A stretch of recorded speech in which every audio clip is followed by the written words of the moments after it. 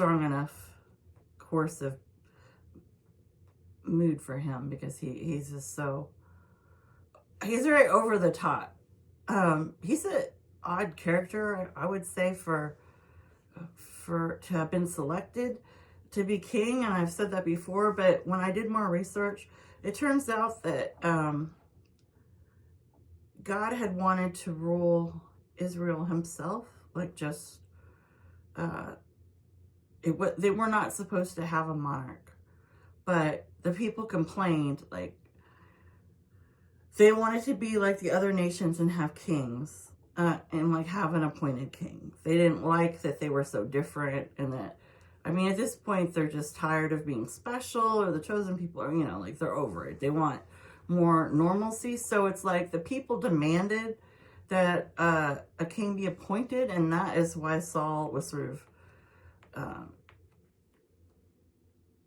quickly selected, and even when on the, I think the coronation, or like when they're having the ceremony, he was hiding in like the area where they changed, I think for the priest's robes and stuff. Like he did not want to be, like he was reluctant. He had a fear. I don't know if he had low self-esteem. Like he seems to have this envy for such a long time over David, and this jealousy.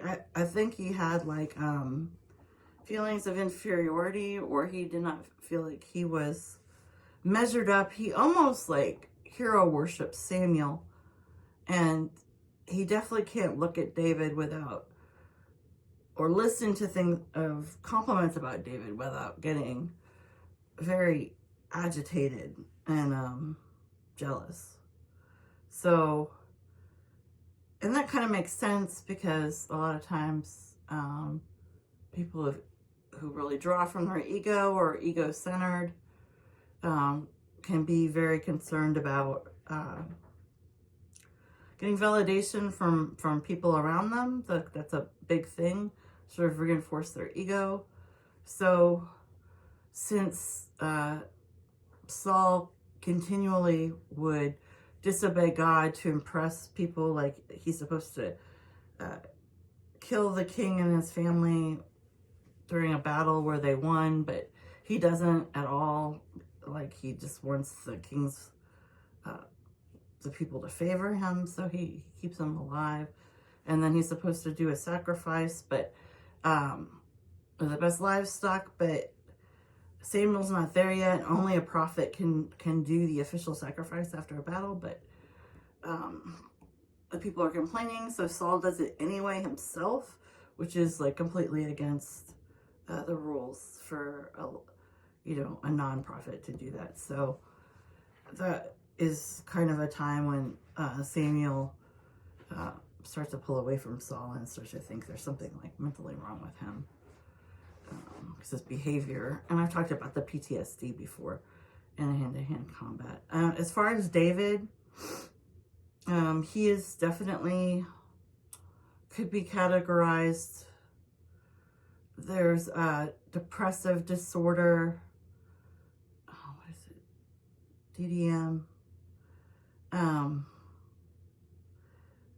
that's long-term, so he could either have that or dysthymia, which is, I hope I'm pronouncing that right, which is like a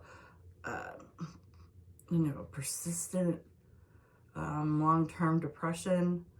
But I think he definitely had the other one I just said, the longer-term depressive disorder. So let's see if I can pull it up. And that's pretty much what David could have had. I mean, it would have to be something depressive.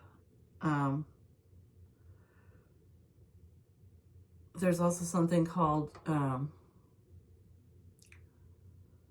adjustment disorder, which is, I got diagnosed with that a million times, but it's like, it's a very like generic. It's just basically like very common for people who've had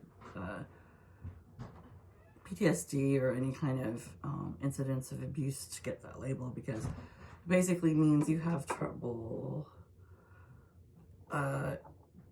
possibly adjusting your mood with depression to circumstances due to traumas that have happened.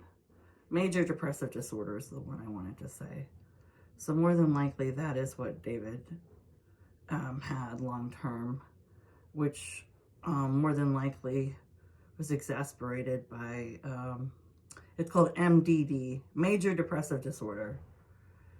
Persistent sadness, hopelessness, loss of interest or pleasure in activities, change your sleep and appetite, lack of energy, trouble concentrating. It does have some suicidal ideation, but that can also not be there. So I think David's a lot easier to diagnose because they have several depression ones. There's even one, like, there's bipolar 1, bipolar 2, and then there's a third one called, like, I'm gonna say it wrong, cyclomania or something. It's like cyclical. It's like basically like cyclical, meaning in cycles, because bipolar goes in a cyclical manner. Like you have the depression for so long, you have the mania for so many days. So, and then they correlate that, like, how often does that happen within a period of months or weeks, and that is the determination. So cyclical is, and I'm not saying that right, but it's a lesser version of bipolar. But like I said, with Saul, nothing that he had was a low level. He had a lot of mental